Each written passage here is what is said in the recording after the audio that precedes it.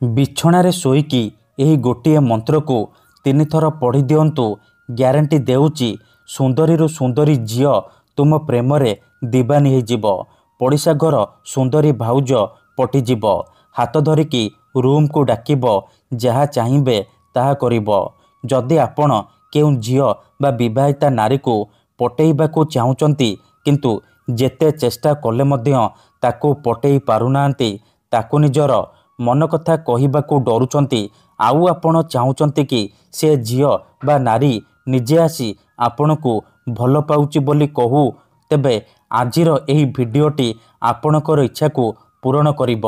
କାହିଁକି ନା ଆଜିର ଏହି ଭିଡ଼ିଓଟିରେ ମୁଁ ଆପଣଙ୍କୁ ଶିଖେଇବି ଝିଅ ପଟେଇବା ପାଇଁ ବଶୀକରଣ ବିଦ୍ୟା, ନାରୀ ମୋହିନୀ ବଶୀକରଣ ବିଦ୍ୟା, ଯାହାର ପ୍ରୟୋଗରେ ଆପଣ କେଉଁ ବି କୁଆଁରୀ ଝିଅ ବା ବିବାହିତା ନାରୀକୁ ଅତି ସହଜରେ ପଟେଇ ପାରିବେ କେବଳ ଗୋଟିଏ ମନ୍ତ୍ରର ସାହାଯ୍ୟରେ।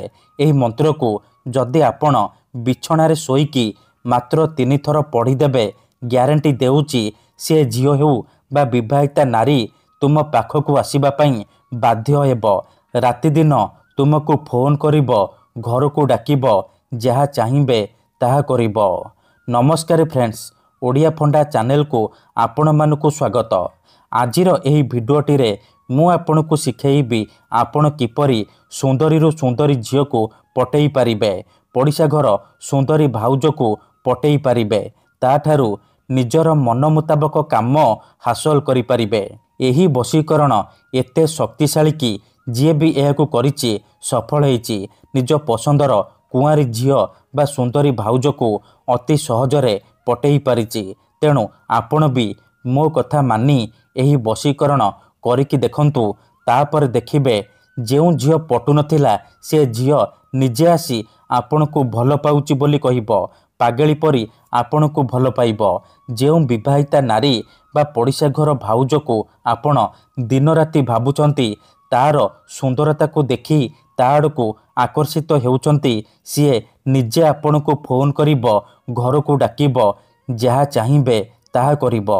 ଏହି ବଶୀକରଣ ସାହାଯ୍ୟରେ ଶାଶୁ, ନଣନ୍ଦ, ଦିଅର, ଭାଉଜ କାହାକୁ ବି ନିଜ ବଶରେ କରିପାରିବେ, ତାଠାରୁ ନିଜର ମନ ମୁତାବକ କାମ ହାସଲ କରିପାରିବେ। ଏଥିପାଇଁ ଆପଣଙ୍କୁ କୌଣସି ପ୍ରକାର ମନ୍ତ୍ରତନ୍ତ୍ର କରିବାକୁ ପଡ଼ିବନି କିମ୍ବା କିଛି ବି ପଇସା ଖର୍ଚ୍ଚ କରିବାକୁ ପଡ଼ିବନି। କେବଳ ଯେତେବେଳେ ଆପଣ ରାତିରେ ଶୋଇବା ପାଇଁ ଯିବେ, ବିଛଣାରେ ଶୋଇକି ଏହି ମନ୍ତ୍ରକୁ 3 ଥର ପଢ଼ିଦେବେ। ତାପରେ ଦେଖିବେ ଚମତ୍କାର। ଏପଟେ ମନ୍ତ୍ରକୁ ପଢ଼ିବା ମାତ୍ରେ ସେ ଝିଅ ହେଉ ବା ବିବାହିତା ନାରୀ ବିଚଳିତ ହୋଇ ଉଠିବ, ଆପଣଙ୍କ ଆଡ଼କୁ ଆକର୍ଷିତ ହେବାକୁ ଲାଗିବ। ଯେପର୍ଯ୍ୟନ୍ତ ଆପଣଙ୍କ ପାଖକୁ ଆସିନି, ଆପଣଙ୍କ ସହିତ ସମ୍ପର୍କ ରଖିନି, ସିଏ ଗୋଟେ ମୁହୂର୍ତ୍ତ ବି ରହିପାରିବନି। ତେବେ ଏହି ବଶୀକରଣ କରିବା ସବୁଠାରୁ ସହଜ। ଏହାକୁ କେହି ବି ଅତି ସହଜରେ କରିପାରିବେ। ତେଣୁ ମୋର ଆପଣମାନଙ୍କୁ ଅନୁରୋଧ କି ମନରେ କୌଣସି ଖରାପ ଉଦ୍ଦେଶ୍ୟ କିମ୍ବା କୌଣସି ଖରାପ କାମ ପାଇଁ ଆପଣ ଏହି ବଶୀକରଣ ମନ୍ତ୍ରକୁ ପାଠ କରିବେନି। ଯଦି ଆପଣ ସତରେ ସେ ଝିଅ ବା ନାରୀକୁ ଭଲ ପାଉଛନ୍ତି, ତାକୁ ବିବାହ କରିବାକୁ ଚାହୁଁଛନ୍ତି, ତେବେ ଆପଣ ଏହି ବଶୀକରଣ ପ୍ରୟୋଗ କରିବେ। ଅନ୍ୟଥା ମନରେ କୌଣସି ଖରାପ ଉଦ୍ଦେଶ୍ୟ କିମ୍ବା କୌଣସି ଖରାପ କାମ ପାଇଁ ଆପଣ ଏହି ବଶୀକରଣ ପ୍ରୟୋଗ କରିବେନି। ଠିକ୍ ଅଛି?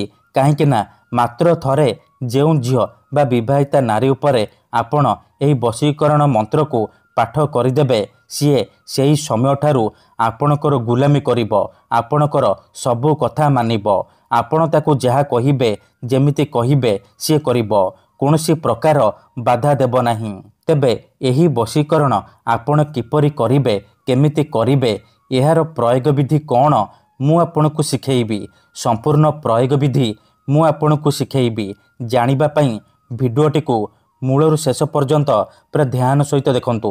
ତେବେ ଯାଇକି ଆପଣ ସମ୍ପୂର୍ଣ୍ଣ ପ୍ରୟୋଗ ବିଧି ଜାଣିପାରିବେ। ଅଧାରୁ ଛାଡ଼ିକି ପଳେଇଲେ କିମ୍ବା କାଟି କାଟି ଦେଖିଲେ ଆପଣ କିଛି ବି ବୁଝିପାରିବେନି। ପରେ କମେଣ୍ଟ କରିବେ, ଗୁରୁଜୀ ଆପଣଙ୍କର ବଶୀକରଣ କାମ କରୁନି।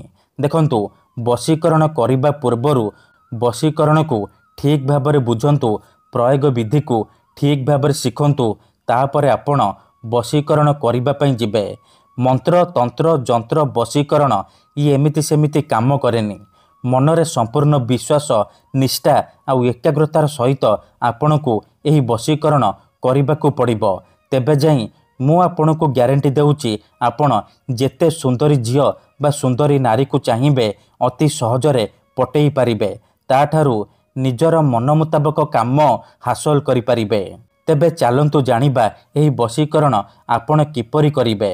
विधिटी जानिबा पूर्वरु जदि आपण आम चैनल को प्रथम थर आसीचंती तेबे दयाकरी चैनल को सब्सक्राइब करी पाखरे थिबा बेल आइकन को मध्य दबाई दियंतु, जहा द्वारा आमे जेउ भी वीडियो अपलोड करिबु सर्वप्रथमे आपण देखि परिबे आउ तार लाभ पाई परिबे। मने रखंतु एही वशीकरण आपण केउ भी बाररे करि परिबे, किंतु जेबे भी करिबे रातिरे सोइबा पूर्वरु करिबे। विधिटी करिबा पूर्वरु भल भाबरे हाथ गोड़ धोईकी एही वशीकरण आरंभ करिबे। प्रथमे आपण कोन करिबे, जेतेबेले रातिरे सोइबा पई जिबे निज बिछणा उपरे पूर्व दिगकू मुंड करिकी सोई पड़िबे। तापरे निजर डाहाण हाथ को छाती उपरे रखिबे आउ आखि बंद करिकी सेई झियो बा नारी को मने मने भाबिबे, तार मुह को निज मनरे भाबिबे।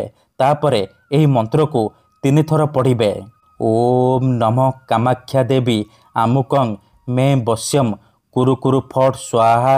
आमुकं जगार आपण सेई झियो बा नारीर नाम कहिबे जहाको आपण निज बसरे करबाकू चाहुचंती। मंत्र को 3 थर पढ़ी सारिबा परे छाती उपरु हाथ को काढ़िबे आउ छाती रे गोटिए थर फुंकी देबे।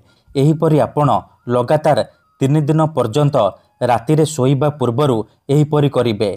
बिछणारे सोईकी एहीपरि करिबे।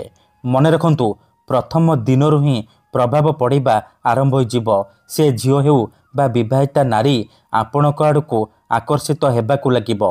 किंतु मने रखंतु एही विधि को आपण अधारु छाड़िबेनी। लगातार 3 दिन पर्यंत रातिरे सोइबा पूर्वरु एहीपरि करिबे।